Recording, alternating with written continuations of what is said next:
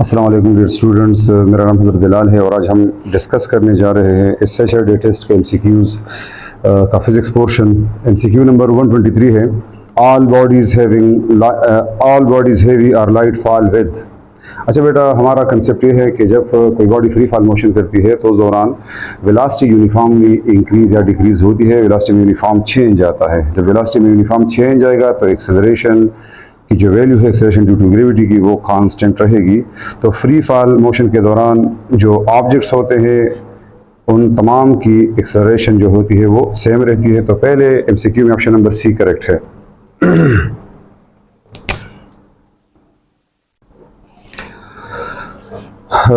दूसरा एमसीक्यू है 124, a straight line parallel to a time axis and displacement time graph shows that the body is. अगर हमारे पास displacement time graph है तो displacement time graph में अगर आपको स्ट्रेट लाइन मिलता है पैरेलल टाइम एक्सिस, इससे मुराद ये है कि आपके पास स्लोप की वैल्यू क्या मिल रही है, जीरो मिल रही है। हमें पता है कि डिस्प्लेसमेंट टाइम ग्राफ का जो स्लोप है वो हमें स्पीड देता है।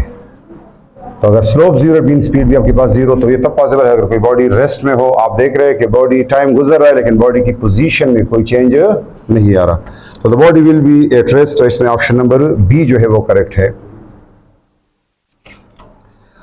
125, a wooden block is moved on a horizontal surface by applying force, the burden by the friction, gravity and applied force respectively is given by। अगर हमारे पास एक ब्लॉक है हॉरिजॉन्टल सरफेस पे पड़ा हुआ जहाँ पे फ्रिक्शन मौजूद है, आपने इस पे फोर्स अप्लाई किया है, तो अप्लाइड फोर्स की वजह से जो वर्डन है आपसे पूछा गया है, हाँ वो ग्रेविटेशनल फोर्स की वजह से या वेट की वजह से जो वर्डन है वो पूछा गया है, और फ्रिक्शनल फोर्स की वजह से जो यहाँ पे आपके पास होगा फ्रिक्शनल फोर्स, उसकी वजह से जो वर्डन है वो क्या होगा आपके पास। याद रखिए जब ये बॉडी इस डायरेक्शन में मूव करेगी, ठीक है बेटा, तो work done by the applied force हमेशा हमारे पास क्या होगी बेटा, इसमें डिस्प्लेसमेंट और फोर्स आपस में पैरेलल है, एंगल जीरो बनेगा तो वर्डन विल बी पॉजिटिव। क्या होगा? पॉजिटिव।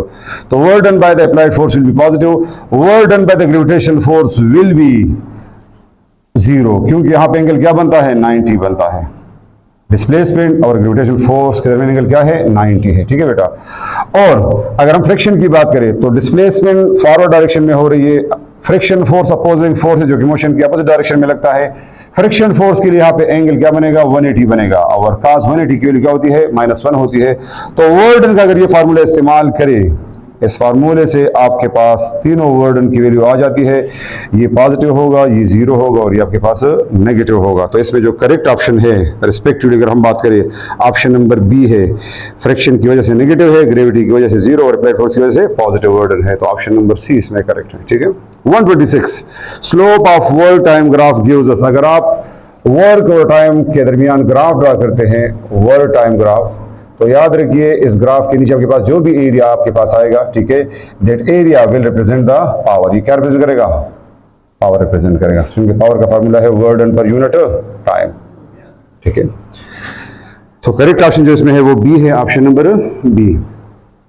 127 है, 2 रेडियन इज इक्वल टू, हमें पता है एंगुलर डिस्प्लेसमेंट का जो यूनिट है वो डिग्री भी है और रेडियन भी है। अगर आप डिग्री और रेडियन का रिलेशन पढ़ते हैं, हमें पता है कि 1 रेडियन में होते हैं 57.3 डिग्रीज। अगर आप 2 रेडियन की बात करेंगे तो आप इसको 2 से मल्टीप्लाई करें, तो द आंसर इज 114.6 डिग्री, ठीक है।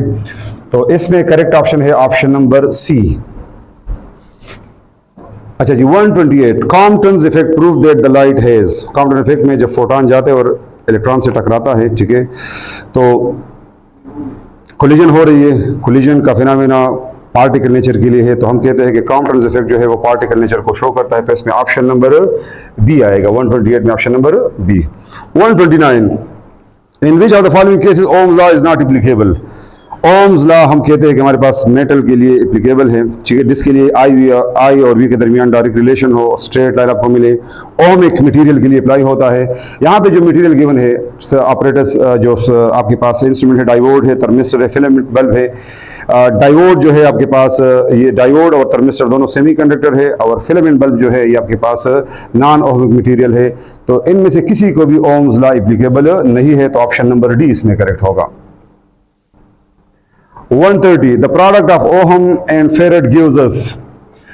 जो टाइम कांस्टेंट आप लोगों ने पढ़ा है चार्जिंग एंड डिस्चार्जिंग के साथ, वो है T = RC। तो इसमें आर से मुराद ओहम है, उस आर रेजिस्टेंस है जिसका यूनिट क्या होगा, ओहम होगा, और कैपेसिटेंस का क्या होगा, फेरड होगा। तो फेरड और ओहम का जो प्रोडक्ट है ये आपको क्या देता है, सेकंड देता है टाइम के बारे में, ठीक है। तो जो करेक्ट ऑप्शन है इसमें ऑप्शन नंबर डी है। 131 ऑप्शन जो है, if a source is moving towards stationary observer with the speed of sound, then the frequency heard by the observer is, जब सोर्स मूव कर रहा हो, ऑब्जर्वर रेस्ट में हो, लिसनर रेस्ट में हो, ठीक है, तो उसके लिए फार्मूला इस्तेमाल करते हैं फ्रीक्वेंसी का v/v minus VS into F, original frequency apparent frequency, ठीक है। जब आप कहते हैं कि v से मुराद स्पीड ऑफ साउंड है, vs से मुराद स्पीड ऑफ सोर्स है, जब सोर्स और साउंड की स्पीड में फर्क था, सोर्स बाद में और उसकी जो स्पीड है वो पहले पूछी थी, तो आप फ्रीक्वेंसी में फर्क कर सकते थे, ठीक है बेटा। अगर आप कहते हैं कि सोर्स जिस स्पीड से आ रहा है, स्पीड भी उसी स्पीड है, जो साउंड है उसी वो भी उसी स्पीड से है, तो आप इसमें फिर फर्क नहीं कर पाएंगे, ठीक है। इसके लिए हम टर्म इस्तेमाल करते हैं अनडिफाइंड। तो डी जो है ये ऑप्शन आप करेक्ट करें, ये अनडिफाइंड है, ठीक है। ऑप्शन डी इसमें करेक्ट है और वो है undefined. 132. The fundamental frequency of closed organ pipe is 50 Hz. Its second harmonic will be, जो फंडामेंटल फ्रीक्वेंसी होती है क्लोज ऑर्गन पाइप की, उसकी वैल्यू है V डिवाइडेड बाय, अच्छा, F is equal to V divided by 4L, that is the fundamental frequency of closed organ pipe. Organ pipe जो है उसकी हमारे पास जो फ्रीक्वेंसीज है वो 8 मल्टीपल में हमारे पास आती है, 8 हार्मोनिक से, ठीक है। ये फंडामेंटल है। अगर आप फर्स्ट हार्मोनिक की बात करेंगे तो F2 is equal to 3F1 आपके पास होगा, और अगर आप सेकंड हार्मोनिक की बात करेंगे तो F3 is equal to 5F1 होता है। फंडामेंटल की वैल्यू के पास 50 हर्ट्ज गिवन है, अगर आप इनको आपस में मल्टीप्लाई करेंगे तो the answer will be 250 hertz, 250 hertz. तो इसमें जो करेक्ट ऑप्शन है वो ऑप्शन नंबर डी है 132 में। 133 mathematically lambda is equal to 1 और R which represents longest wavelength of Lyman series, shortest wavelength of Paschen series, longest wavelength of Paschen series या shortest wavelength of Lyman series। Lyman series के लिए अगर आपने wavelength मालूम करना है तो फार्मूला है 1 over lambda is equal to RH 1 over p square minus 1 over n square. Lyman series के लिए अगर हम p की वैल्यू को 1 लेते हैं और शॉर्टेस्ट केस में हमारे पास n जो होता है वो इनफाइनाइट होता है, तो अगर ये वैल्यू आप यहाँ पे पुट करें तो 1 ओवर लेमडा हमारे पास आ जाएगा RH 1 over 1 minus 1 over infinity, आपके पास ये टर्म 0 हो जाएगा। So 1 over lambda is equal to RH या lambda is equal to 1 over RH। ये वैल्यू जो आपके पास मिलती है ये शॉर्टेस्ट वेवलेंथ के लिए मिलती है। अगर आप लॉन्गेस्ट की बात करते तो फिर p इज इक्वल टू 1 होगा तो n इज इक्वल टू 2 होगा, कंसेक्यूटिव नंबर, मतलब उसके बाद जो आने वाला नंबर होगा उसको आप लेंगे, आपके पास लॉन्गेस्ट वेवलेंथ के लिए आंसर आ जाता, ठीक है। तो ऑप्शन डी इसमें करेक्ट है 133 में। 134 डैम्पिंग काजेस डिक्रीज, याद रखिए ऑसिलेटरी मोशन में डैम्पिंग क्या करती है, डैम्पिंग की वजह से ऑसिलेशन के एम्पलीट्यूड में डिक्रीज आता है, ठीक है। तो damping causes decrease in the amplitude of oscillation. याद रखिए डैम्पिंग के दौरान जो बॉडी होती है जो ऑसिलेट करती है वो रेजिस्टिव फोर्स के खिलाफ वर्डन करती है, उस वर्डन के नतीजे में जो उसकी एनर्जी है, टोटल एनर्जी, उसमें डिक्रीज आता है, डिसिपेशन ऑफ एनर्जी अगर होता है जिससे एम्पलीट्यूड में डिक्रीज आएगा। तो ऑप्शन नंबर सी बेटा इसमें करेक्ट है 134 में। 135 the rotational kinetic energy of loop is dash to its translational kinetic energy. अच्छा, ये इक्वल है, किस तरह इक्वल आता है, हुक के केस में अगर हम रोटेशनल काइनेटिक एनर्जी का फार्मूला लिखते हैं, हम काइनेटिक एनर्जी रोटेशनल हम लिख सकते हैं I half I omega square, hook के लिए I है mr स्क्वायर, और एंगुलर वेलोसिटी को मैं लिख सकता हूं v square by r square. ये दोनों वैल्यू यहां पे पुट करें तो इक्वेशन आ जाएगा हाफ I की जगह mr स्क्वायर जो हुक के लिए मोमेंट ऑफ इनर्शिया की वैल्यू है, और ओमेगा स्क्वायर क्या है v square by r square, ये आपस में कैंसिल, तो क्या रह गया हाफ mv स्क्वायर रह गया, and this will represent the kinetic energy of a translational, ठीक है। तो रोटेशनल और ट्रांसलेशनल आपस में सेम होती है, किस केस में, हुक के केस में। तो इसमें ऑप्शन नंबर ए जो है वो करेक्ट है, option A is the correct one. 136 during free fall के दौरान याद रखिए बॉडी की वेलोसिटी में चेंज जाते हैं लेकिन यूनिफॉर्म तरीके से, यूनिफॉर्मली इंक्रीज होती है। तो यूनिफॉर्मली इंक्रीज हो या यूनिफॉर्मली चेंज होने से जी की वैल्यू क्या रहती है, कांस्टेंट होती है। इसमें ऑप्शन नंबर डी जो है उसमें मिसप्रिंटिंग की वजह से आपको ऑप्शन ए और बी क्यों नहीं, ऑप्शन बी और सी करेक्ट है। वेलोसिटी में यूनिफॉर्मली चेंज आएगा या जी की वैल्यू कांस्टेंट रहेगी। ये दोनों ऑप्शन करेक्ट है। ऑप्शन नंबर डी में आप लिखेंगे बोथ बी एंड सी, तो इसमें ऑप्शन डी करेक्ट है। 137 greater the area under the PV curve. Pressure volume curve जो होता है बेटा, प्रेशर वॉल्यूम कर्व या ग्राफ जो होता है, उसमें जो एरिया अंडर द कर्व होता है बेटा, ये वाला, that will represent the वर्डन। PV curve में, पीवी ग्राफ में जो एरिया अंडर द कर्व वो वर्डन रिप्रेजेंट करता है। तो अगर पीवी ग्राफ में इस कर्व के नीचे एरिया ज्यादा हो, तो जितना एरिया ज्यादा होगा उतना आपके पास वर्डन की वैल्यू भी क्या होगी, वो ज्यादा होगी। एरिया अंडर पीवी कर्व वर्डन को रिप्रेजेंट करता है। जितना एरिया ज्यादा उतना वर्डन भी ज्यादा होगा, ठीक है। तो अगर आप कहते हैं कि पीवी के नीचे ग्रेटर एरिया है, ज्यादा एरिया है, तो वर्डन भी ज्यादा होगा। ऑप्शन बी इसमें करेक्ट है। 137 में ऑप्शन नंबर बी। 138 है for maximum transfer of power between source and load in an electric circuit the ratio of resistance small R by capital R is. याद रखिए, इलेक्ट्रिक सर्किट में load, source से load तक maximum power तब transfer होता है जब load की रेजिस्टेंस और सोर्स की जो इंटरनल रेजिस्टेंस आपस में क्या हो, सेम हो। अगर ये दोनों आपस में सेम हुए तो आप इनका जब रेशियो लेंगे the ratio will be equal to 1। तो सिंपल सा एक एमसीक्यू था। ऑप्शन नंबर ए इसमें बेटा करेक्ट है।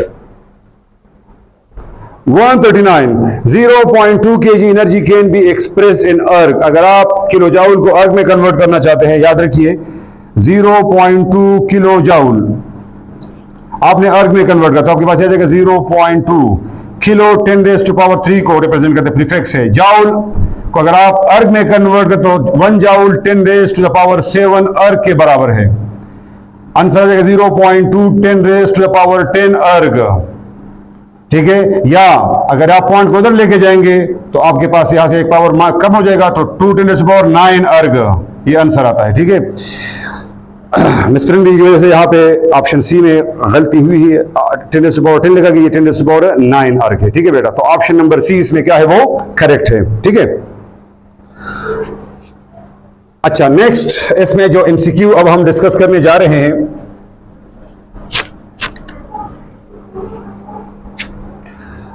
वो हाफ लाइफ से मुतालिक है। Half life of a sample is 2 minute. Half life of a sample is 2 minutes. After 8 minutes, the fraction of sample decayed is कितना डिके हो जाएगा? तो याद रखिए, हम के लिखते हैं, हमारे पास n का फार्मूला है, n is equal to, decay के लिए हम मालूम है n is equal to n naught 1/2 whole power n। Small n represent the number of lives, n naught represent the original value of atom present, ठीक है। n आपके पास remaining की बात की जाएगी, ठीक है। तो अगर आप इसको n की वैल्यू 4 पुट करते हैं तो आंसर क्या आ जाएगा, n naught 1/2 whole power 4। So the answer is n/16 या n/n not is equal to 1/16। ये वो नंबर है जो कि रह गए हैं, 1/16 जो है ये रह गए हैं। डिके कितने हुए हैं, तो देखिए अगर 1/16 रह गए हैं तो आपके पास 15/16 जो है वो डिके होंगे। अगर आप इसका एलसीएम ले लें तो 16 × 16 आपके पास क्या आ जाएगा, 1, ठीक है। तो 1 जो आपके पास नंबर ऑफ एटम्स थे, ठीक है, उसमें इतना पार्ट रह चुका है और ये पार्ट आपके पास क्या हुआ है, डिके हुआ है। तो इसमें ऑप्शन नंबर सी जो है 15/16 दैट इज डिकेड, तो सी ऑप्शन इसमें बेटा करेक्ट है। 141 अच्छा 39 37 में ऑप्शन नंबर बी करेक्ट, 38 में ऑप्शन नंबर ए है, 39 में ऑप्शन नंबर सी है, 140 में ऑप्शन नंबर सी है। 141 में क्या है, the unit of activity of radioactive sample. Activity का यूनिट बेटा बेकरल भी आप इस्तेमाल करते हैं, क्यूरी भी इस्तेमाल करते, तो क्यूरी यहाँ पे गिवन है, तो क्यूरी आपके पास एक्टिविटी का यूनिट है, ठीक है। Which electromagnetic radiation has lowest frequency. याद रखिए, इलेक्ट्रोमैग्नेटिक रेडिएशंस को हम डिफरेंट नाम जो देते हैं on the base of frequency और वेवलेंथ देते हैं, स्पीड सबकी सेम रहती है। सबसे ज्यादा जो एनर्जेटिक है वो गामा रे है, जिसकी फ्रीक्वेंसी सबसे ज्यादा, तो जिसकी फ्रीक्वेंसी ज्यादा उसकी वेवलेंथ सबसे कम होती है। अब रेडियो वेव का वेवलेंथ सबसे ज्यादा है तो फ्रीक्वेंसी सबसे कम होगी, ये लेस एनर्जेटिक है। तो आपके पास which electromagnetic radiation has the lowest frequency, तो रेडियो वेव आप लिखते E is equal to hc/λ, ठीक है। इसका वेवलेंथ सबसे ज्यादा तो एनर्जी सबसे कम होगी, और एनर्जी का फ्रीक्वेंसी के साथ क्या डायरेक्ट रिलेशन है। अगर एनर्जी कम है तो फ्रीक्वेंसी भी कम होगी। तो इसमें ऑप्शन नंबर ए जो है वो करेक्ट है 142 में। 143 है which of the following waves are unidirectional, single direction में, वन डायमेंशनल, ठीक है। यूनिडायरेक्शनल जो एक डायरेक्शन में फ्लो करेगी तो half wave rectified, full wave rectified, alternating current में पोलैरिटी चेंज होती रहती है, ठीक है। तो आपके पास both A and B are unidirectional, ठीक है। 143 में आपके पास ऑप्शन नंबर डी करेक्ट है। 144 which are the following quantity does not remain constant during uniform circular motion. अगर कोई बॉडी सर्कुलर मोशन करती है तो मास आपके पास क्या है, स्केलर है, काइनेटिक एनर्जी स्केलर है, स्पीड क्या है, स्केलर है, इसमें कोई चेंज नहीं आता। मोमेंटम में डायरेक्शन, चूंकि सर्कुलर मोशन में हर पॉइंट पे वेलोसिटी डायरेक्शन चेंज होती है तो मोमेंटम में चेंज आएगा। तो इसमें ऑप्शन नंबर डी जो है वो करेक्ट है। मोशन यहाँ पे वेलोसिटी टेंजेंशियल होती है, हर पॉइंट पे वेलोसिटी की डायरेक्शन चेंज होगी। तो अगर कोई पार्टिकल है जिसका मास m है और वेलोसिटी v है तो मोमेंटम की वैल्यू यहाँ पे mv है, डायरेक्शन ये है, यहाँ पे जो डायरेक्शन होगी वो p is equal to mv। अब ये है वेलोसिटी डायरेक्शन, तो मोमेंटम की डायरेक्शन आपके पास ये होगी, ठीक है। तो चूंकि मोमेंटम वेक्टर है तो डायरेक्शन चेंज के साथ साथ जब डायरेक्शन चेंज होगा तो मोमेंटम में चेंज आ जाएगा, ठीक है। अच्छा, डी ऑप्शन इसमें करेक्ट था। 145 at x is equal to x by 2 the ratio of kinetic to the total energy. Simple harmonic motion करते हुए आप अगर एक बॉडी की काइनेटिक एनर्जी और टोटल एनर्जी का रेशियो निकालना चाहते हैं, किस जगह पे at x is equal to x naught by 2, ठीक है। तो ये किस तरह आप कैलकुलेट करेंगे? काइनेटिक एनर्जी का फार्मूला बेटा आपके पास है हाफ के x not square minus x square divided by total energy क्या है, हाफ के एक्स नॉट स्क्वायर। बेटा ये हाफ के तो कैंसिल हुआ, x not square minus x की वैल्यू आपने क्या ली है, एक्स नॉट बाय 2, इसका होल स्क्वायर लेंगे तो ये एक्स नॉट स्क्वायर बाय 4 बन जाएगा, डिवाइडेड बाय नीचे एक्स नॉट स्क्वायर गिवन है आपके पास, ठीक है। ऊपर का एलसीएम लेंगे तो हमारे पास आ जाएगा 3/4 एक्स नॉट स्क्वायर, और यहाँ पे भी एक्स नॉट स्क्वायर है, आपस में cancel. So the answer is 3/4। So the ratio of kinetic energy to the total energy at distance x naught by 2 will be 3/4 आपके पास होगा। तो the correct option is C, option C जो है वो आपका करेक्ट ऑप्शन है। 146 For adiabatic expansion, del Q, del U and del W are respectively given by। अगर हमारे पास एक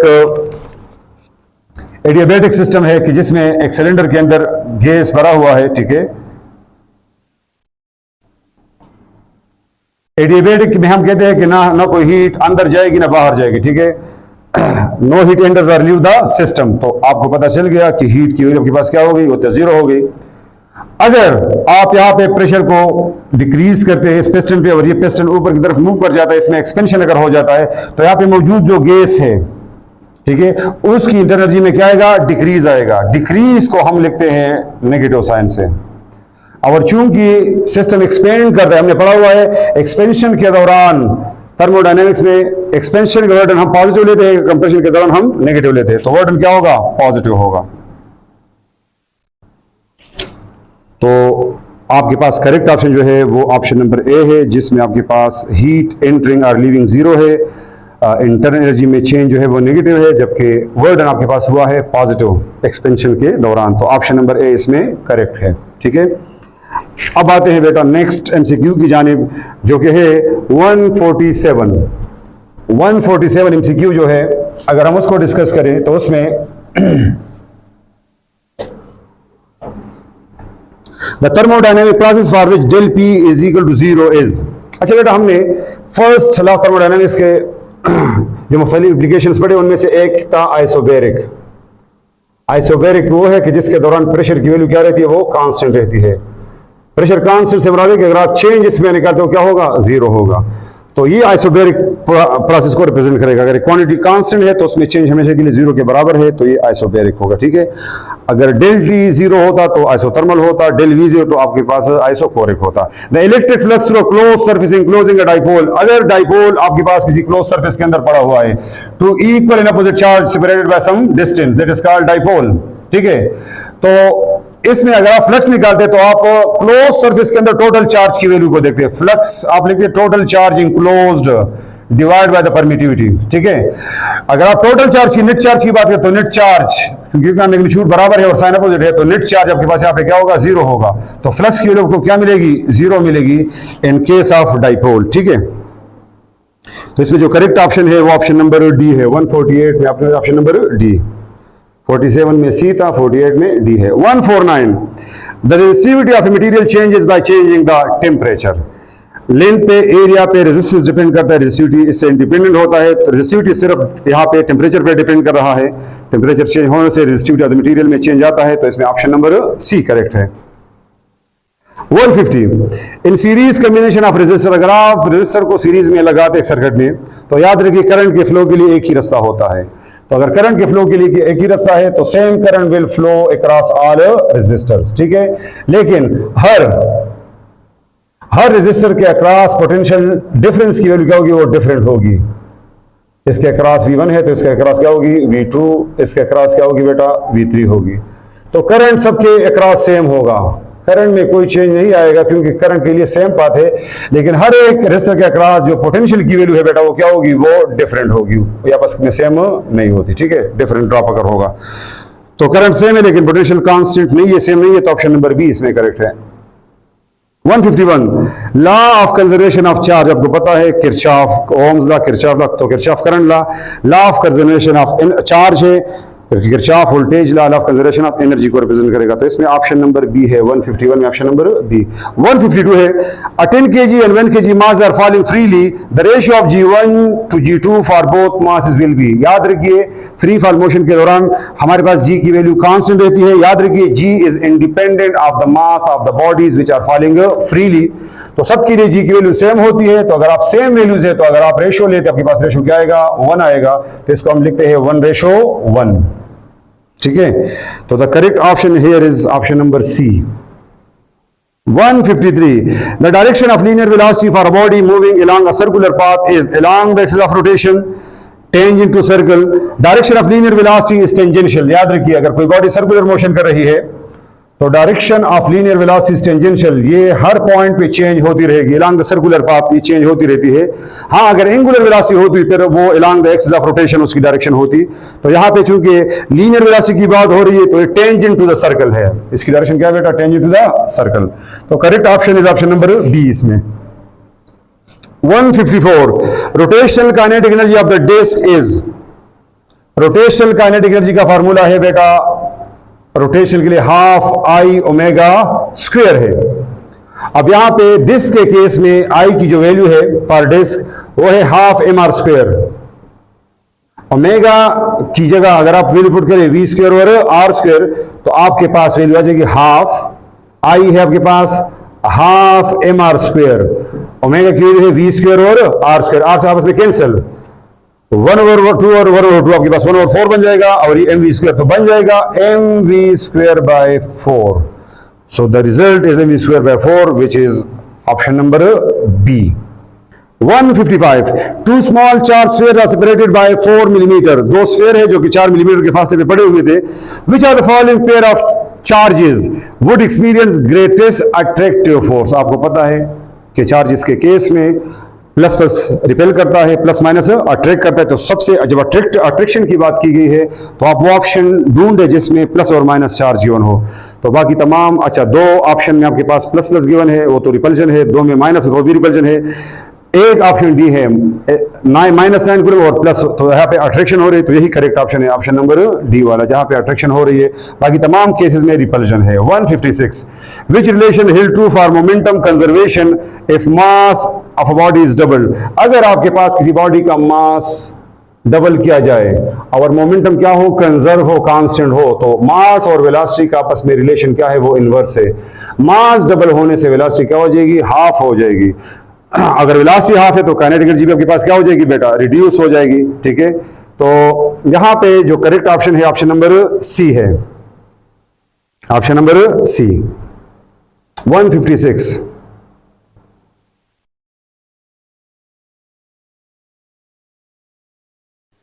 अच्छा 157 by doubling the magnitude of test charge Q not the electric field intensity. याद रखिए इलेक्ट्रिक फील्ड इंटेंसिटी जो है बेटा वो टेस्ट चार्ज पे डिपेंड नहीं करती, it is dependent of the magnitude of test charge, ठीक है। तो टेस्ट चार्ज को अगर आप डबल करें, ट्रिपल करें,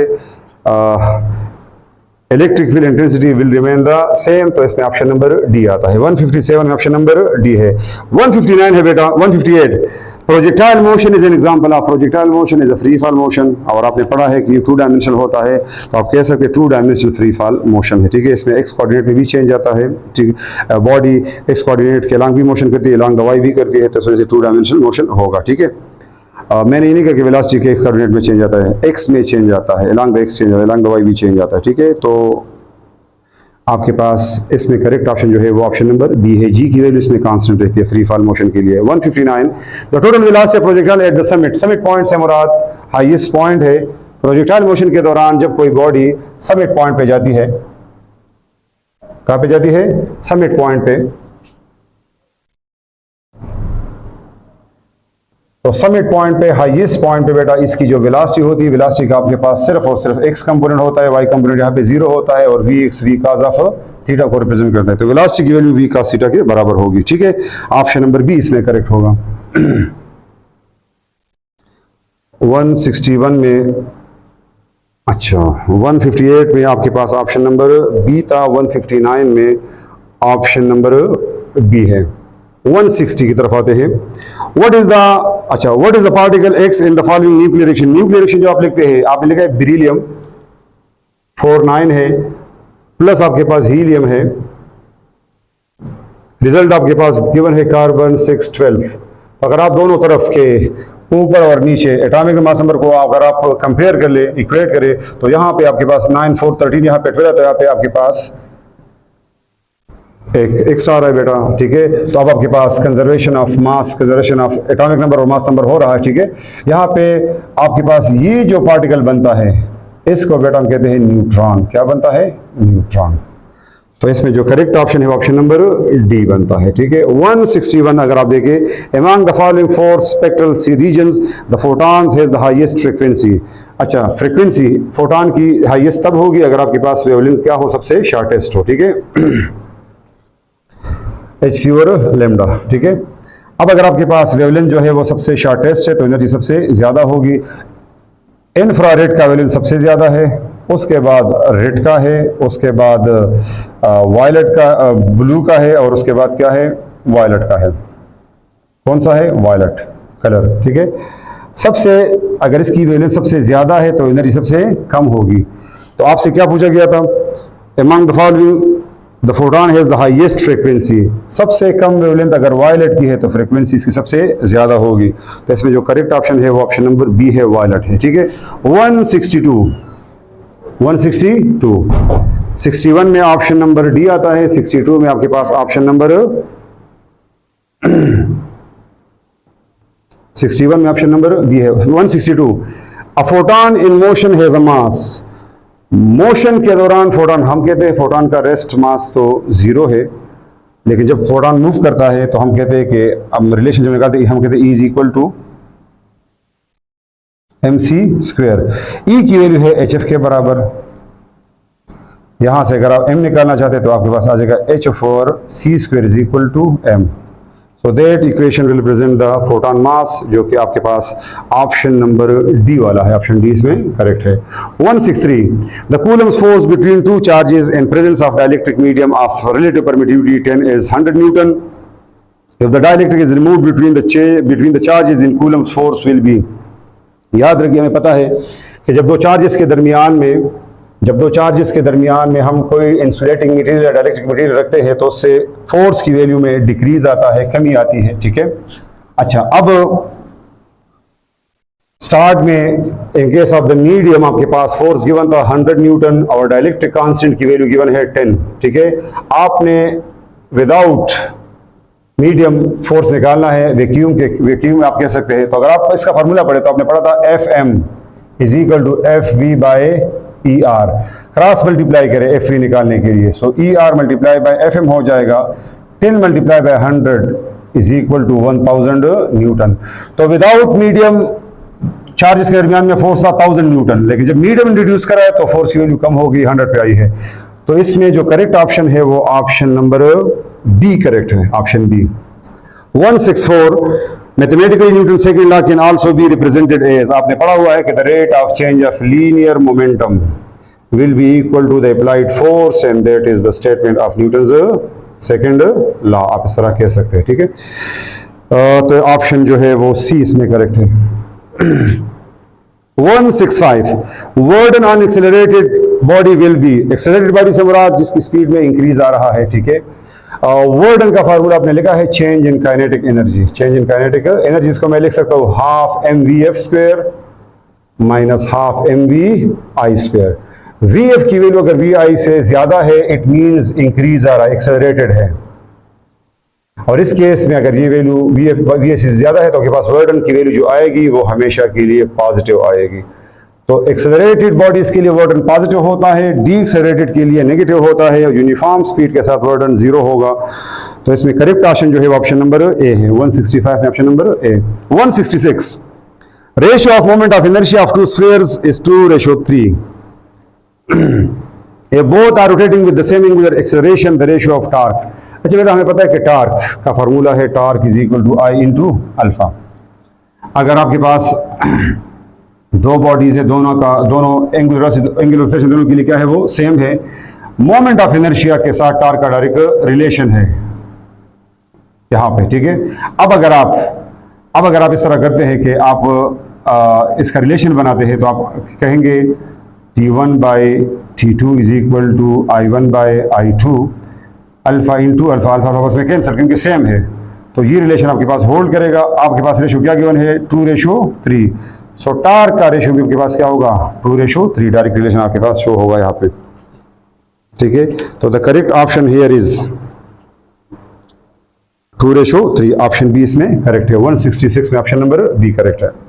167 two identical masses are kept at height 1 inch and 1.5 inch from the ground, the ratio of their potential energy। अगर आपके पास दो बॉडीज है, एक ग्राउंड से h हाइट पे है और दूसरी आपके पास जो है वो 1.5 inch पे है, दोनों की पोटेंशियल वैल्यूज का रेशियो निकालें। पोटेंशियल एनर्जी है mgh के बराबर, ठीक है। अगर आप रेशियो लेते हैं 1 का 2 के साथ तो आ जाएगा mgh1 mgh2, मास आइडेंटिकल है तो ये तो आपके पास कैंसिल, आपके पास हाइट h1 का हाइट आपको गिवन है h, h2 का हाइट गिवन है 1.5 h कैंसिल, ये पॉइंट हटेगा तो ऊपर 10 चला जाएगा, 10/15, 5 से डिवाइड करेंगे 2/3, तो दोनों के दरमियान रेशियो जो आएगा वो 2:3 आएगा। इसमें करेक्ट ऑप्शन जो है वो ऑप्शन नंबर डी है। प्रिंटिंग हुई थी 3:2 की, लिखा था ये 2:3 बनता है, ठीक है बेटा। 167 में आपके पास डी ऑप्शन करेक्ट है।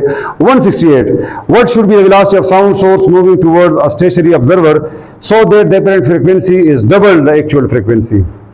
सोर्स किस स्पीड से जाए कि अपरेंट फ्रीक्वेंसी की वैल्यू डबल हो जाए।